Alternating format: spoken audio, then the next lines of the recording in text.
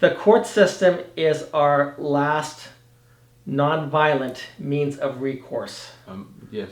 And when you have no means of recourse, what has the state left as the only option? Because you talked about murders, child custody exchanges. A lot of them feel like that's the only recourse. Right. Is that if I can't find a justice or somewhere to find equality, then they start eliminating.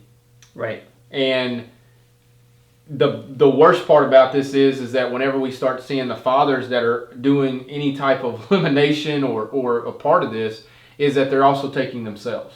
Yeah. And that leaves the child completely vulnerable and it's now not to just the the state. fathers that are doing it, because No. often it's the mother who has somebody else do it to the father. The one that I read one earlier is that or earlier this week of one that just happened about the mom brought the new boyfriend and they got an altercation, and now the dad, the baby dad, is now not with us anymore. Right. Because of the altercation with the new man. Yeah.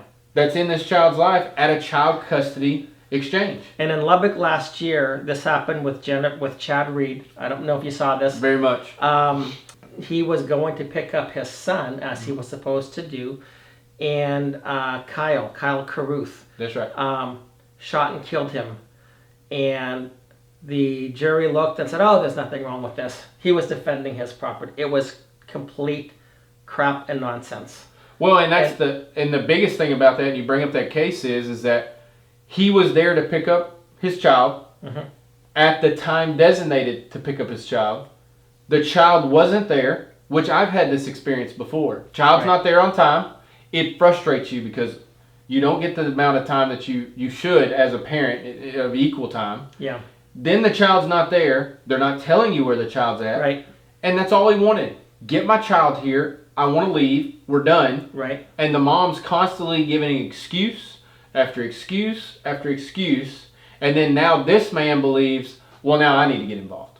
Right. And then he goes and gets a firearm. Right. You can protect your property, but when it comes to the child, why wasn't the child there? Yeah. It's a very simple question. And there was no need for this to go. I mean, the guy who got his gun, he escalated it. When you go get a gun in Texas, and now that's a threatening manner. Yeah. Chad never had a firearm on him. No. He never had a weapon on him. No. It was just him telling his ex-wife, yeah, where's my son? Go get my son. Yeah. And then he decided to make it one step further. Yeah. You know, when you start threatening parents and using kids as a reason for a threat, it's only going to get worse. Yeah.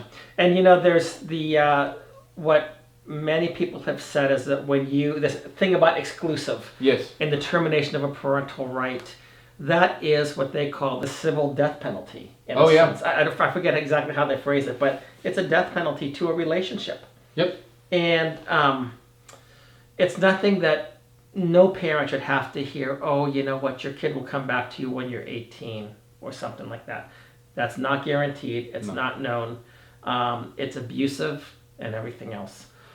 It hinders any relationship. And Dr. Brooks McKenzie speaks on this. He claims that 99% of all orders abuse a child. There's very few that are even close to anything of remedy in a situation. The only reason why those court orders and a lot of the court orders are not even working is because the parents actually work through their differences and the child benefits. Right. So they're able to go to everything together. If the child wants to go with the other parent on not their time and they let them go, but that's less than 1% of your cases. Right.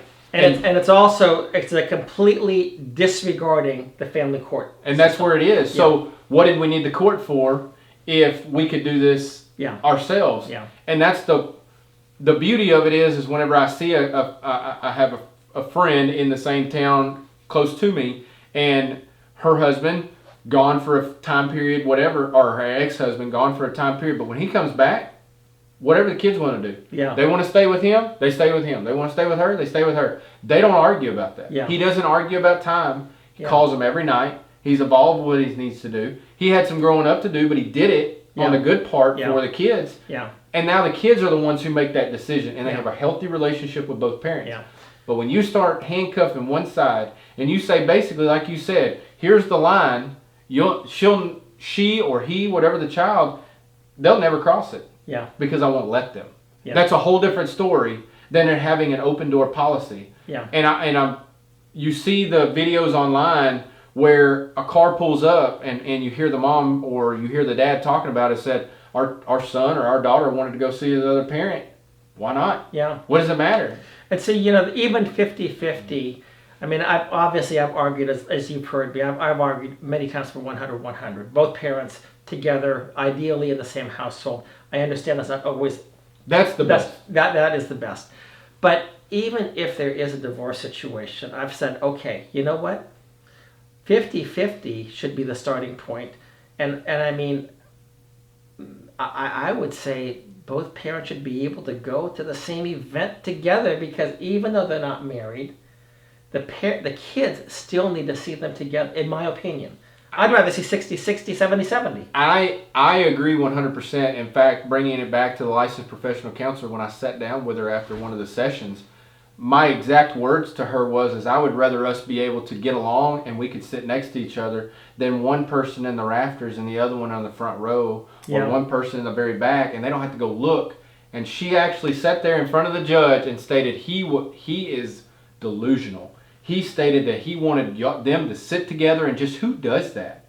And I'm sitting here thinking, that's a mental health professional asking who does that. Yeah. When it benefits the child, when they can sit out there and go, my parents aren't together, but they get along. Yeah. And they're at everything. Yeah. So when I look at one, I see the other. Yeah. And that's the way it should be. Just because you're not in the house, and I've seen many of people who, you know, father comes over to bring Valentine's for their daughter or whatever it was, and the new husband, the step parent, will meet them and give them a hug. Yeah. Hey man, I'm great to see you. Or they can hang out together. Yeah. You know, hey, we're grilling tonight. Come over, Johnny, and then we're going to have some friends over. Come over and have some. Yeah. They get to be with their kids. Yeah. It's not about maybe making the relationship better between, it's for the kids. Right. If they can see you work, communicate, make good decisions, and support them, who do you think is going to grow up in a better lifestyle later on? Yeah. Yeah. Mentally, absolutely. It's abusive. And the one thing that I argued from the very beginning in this case, whenever I finally did go pro se for a while, and they hated that, is that it was common sense. Yeah. You have nothing but professionals who violated their codes and ethics, even though the board won't uphold them, which is they're a joke. Yeah. It's written in black and white, and you're saying that somebody who committed fraud in your court is believable. Yeah.